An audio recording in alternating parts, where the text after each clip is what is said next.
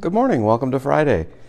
Well, on a day that I finished the week about joy, yesterday afternoon we finished Christmas Carol Camp, which was for local elementary school children who aren't part of a church, who 8 of the 9 had never sung Joy to the World before. And it was so much fun as they were learning the songs. But then when we were finished singing, we were making homemade cookies and decorating them, and they're standing around singing "Joy to the World" and "Fa," and they had entered into their spirit, and it was wonderful. And they ran around in the sanctuary playing hide and seek, and then sang for their parents. Just joy! Wow, what joy! So I wanted to share a quote I found today that I just thought was kind of hilarious. It's William Butler Yeats.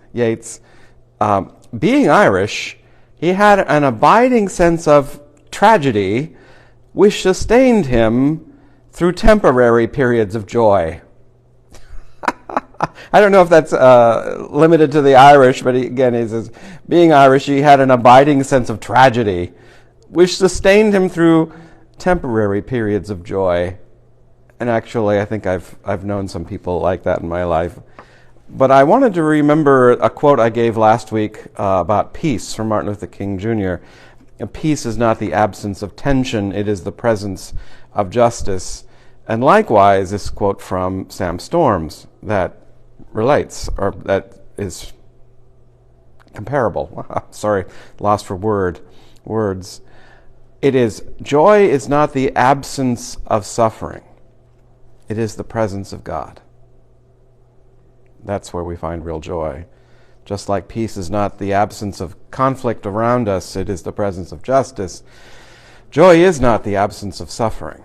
We know that. There are people who are suffering right now, especially in the times of joy around them.